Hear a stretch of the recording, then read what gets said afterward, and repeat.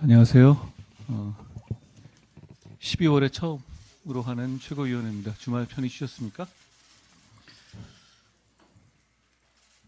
우리 국민의힘은 부산 글로벌 허브 도시 조성 특별법의 조속한 처리로 부산시와 부산 시민의 삶을 우상향시키겠습니다. 국민의힘은 지난 총선 기간 그리고 금정의 재보궐선거 기간 동안에 부산 시민의 삶을 개선시키고 지역 균형 발전을 이끌기 위해서 최선을 다하겠다는 약속을 드렸었죠. 그 중심에 부산 글로벌 허브 도시 조성 특별법이 있습니다. 이 특별법은 부산을 물류, 금융, 첨단 산업 분야에서 글로벌 경쟁력을 가진 도시로 조성하기 위해 필요한 법안입니다. 지금이 부산에 다시 활력을 되살릴 수 있는 골든타임이고 이 기회를 놓쳐서는 안 됩니다. 부산 글로벌 허브 도시 조성 특별법은 부산 지역의 여야 의원이 공동 발의했고 우리 당도 중점 법안으로 추진해 왔습니다. 더불어민주당이 반대할 명분이 없는 민생 법안이고 정쟁의 도구가 될 만한 내용도 없습니다. 민주당 앞에 촉구합니다. 우리 민생 앞에서 정쟁은 멈춥시다. 국민의힘은 부산 글로벌 허브 도시 조성 특별법을 통과시키는데 당력을 집중하겠다라는 말씀을 드립니다. 민주당이 단독으로 역사상 최초로 예결위를 통과시킨 예산안에 대한 총평은 그냥 국정마비를 목적으로 한 목적만 보이고 디테일로 들어가 보면 앞뒤가 안 맞다는 점입니다. 민주당은 우리 국민의힘이 주도한 AI 기본법에는 적극 동의했습니다. 그런데도 AI 생태계를 위해서 반드시 필요한 안정적 전력 공급의 새 희망인 소형 모듈 원자로 SMR 관련 R&D 예산은 대폭 삭감했죠. 더 답답한 것은 지방교육재정 교부금의 비효율을 그대로 방치하면서 지역 화폐 비효율은 더욱 키우려 한다는 겁니다. 제가 하나 여쭤보겠습니다. 국민들께 여쭤보고 싶습니다. 예산에는 각각의 쓰임이 있습니다. 여러분, 국회에도 특활비가 배정됩니다. 저는 필요한 예산이라고 생각해요. 그것도. 그리고 경찰에도 국민 여러분의 밤길을 지키고 범죄로부터 국민들을 안전하게 보호하기 위해서 특활비 예산이 배정되어 있습니다. 정말로 나라에 돈이 없어서 이 둘 중에서 한 가지만 선택한다면 국민 여러분은 어떤 거 선택하실 것 같습니까? 국회의 특활비입니까? 아니면 경찰의 치안 유지를 위한 특활비입니까?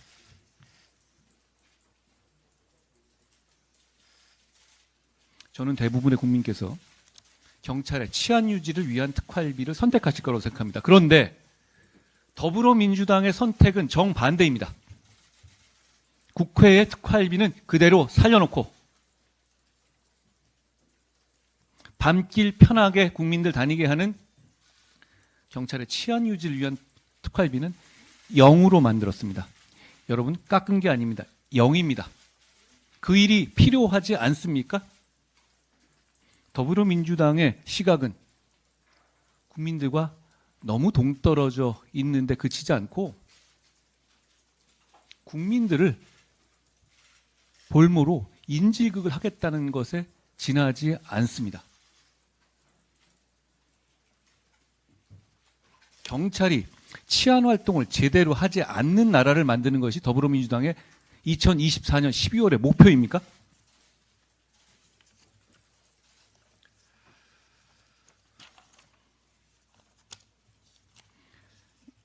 여러분, 잘 모르시는 부분이 있을 것 같아요. 한 가지 제가 설명드리기로 합니다.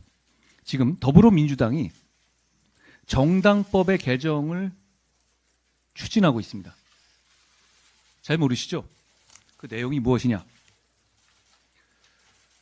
정당법을 공소시효를 6개월로 줄이고 그리고 그 개정이 되면 과거의 일에도 소급해서 적용하게 하겠다라는 얘기입니다. 그냥 들으면 무슨 얘기인지 잘 모르실 것 같은데요. 정확하게 이 얘기입니다. 더불어민주당의 돈봉투 사건 기억나십니까? 유죄 판결이 선고되고 있고 실형 판결이 선고되고 있고 더불어민주당의 의원들은 출석을 거부하고 있는 바로 그 사건 말입니다. 공소시효를 6개월로 제한하는 특례를 둬야 된다는 내용의 정당법 개정안을 더불어민주당이 지난 9월 6일 국민들 모르게 발의했습니다. 이 법이 통과되면 어떤 결과가 나오냐면요. 민주당 전당대회 돈봉투 살포 사건 여기에 대해서 그냥 모두 시효 완성으로 면소 판결이 내려지게 됩니다. 선거법처럼 6개월처럼 하자. 정당법에도 그런 걸 내세우고요. 그렇지만 과거의 범죄 행위에도 이걸 모두 적용하자. 이런 부칙을 둔 겁니다. 그러니까 결국은 더불어민주당이 9월 6일 날 스며시 낸 바로 이 법안은 전당대회 돈봉투 살포 사건을 모두 없던 것으로 하자는 내용의 법안입니다.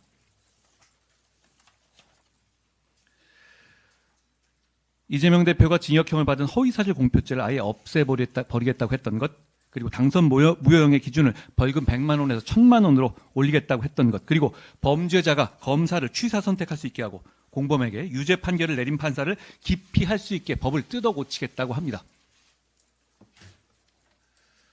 이런 일이 백주 대낮에 벌어지고 있고, 그리고 국민들 모르게 벌어지고 있는 것에 대해서 대단히 개탄스럽게 생각합니다. 우리 국민의힘이 국민과 함께 막겠습니다. 감사원장 등에 대해서 탄핵을 추진하고 있죠. 이 부분도 결국 지금 탄핵하겠다고 하는 분들이 최재호 감사원장, 이창수 서울중앙지검장, 조상원 중앙지검 4차장, 최재훈 중앙지검 반부패 2부장 검사, 이렇게 자기들을 수사하거나 자기들에 관한 비위를 조사했던 사람을 콕 찍어나겠다고 탄핵하는 것, 이게 대한민국의 2024년에 있을 수 있는 일입니까? 저희는 너무 이거에 익숙해져 가는 것 같습니다. 이런 나라 아니지 않습니까? 게다가 감사원 탄핵을 할 경우에, 감사원장 탄핵을 할 경우에 그 직무를 대행할 사람이 과거에 친민주당적인 성향으로 국회에서도 굉장히 비판받았던 조은석 감사위원입니다. 이건 그냥 감사원을 민주당이 탄핵을 통해서 탈취하겠다는 시도에 지나지 않는다라는 그 실체를 제가 분명히 말씀드립니다. 결국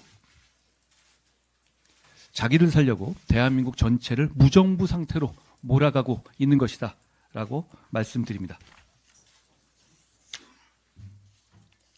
가상화폐 과세 유예 관련해서 말씀드립니다. 어제 민주당이 가상화폐 과세 2년 유예를 하겠다라는 입장을 발표했죠. 그래야 될 근거는 저희가 여러 차례 설명드렸지만 분명하고 명확했고, 그리고 국민의 뜻이기도 했습니다.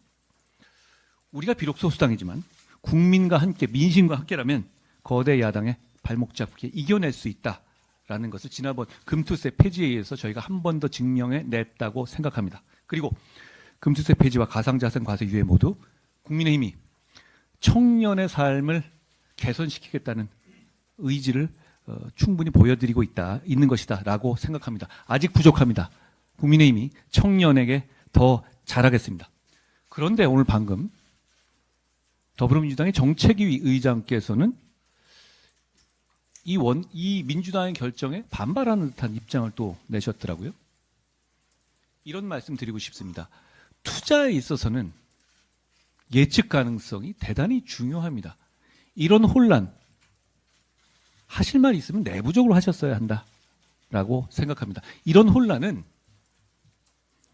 누구에게도 도움이 되지 않습니다. 청년에게 더 고통과 상처를 주는 일이다라는 지적을 합니다. 간첩죄 처리, 간첩법 처리 관련해서 한 말씀 드리죠.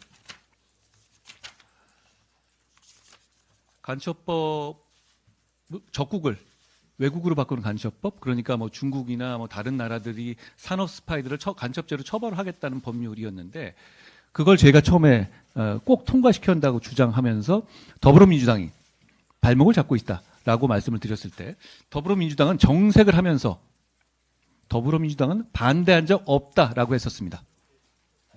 결국 지난 법사위 일소위에서 이 법안이 통과됐습니다. 그런데 보도에 따르면 더불어민주당이 다시 이 법에 대해서 통과를 주저하고 있고 사실상 미루고 있다는 보도가 나왔습니다. 대단히 중요한 법입니다. 대단히 중요한 법입니다. 얼마 전 외국인, 중국인의 사진 촬영물에서 항공모함 등의 사진 등이 다수 발견됐다고 하잖아요. 이런 일은 지금 우리가 맡고 있는 현실입니다. 국익을 위해서 이 법은 반드시 필요합니다. 제가 국민의힘의 당대표로서 더불어민주당에 정중하게 묻고 싶습니다. 적국을 외국으로 하는 간첩법 통과시킬 겁니까? 아니면 막을 겁니까? 저는 오늘 여기까지 하겠습니다.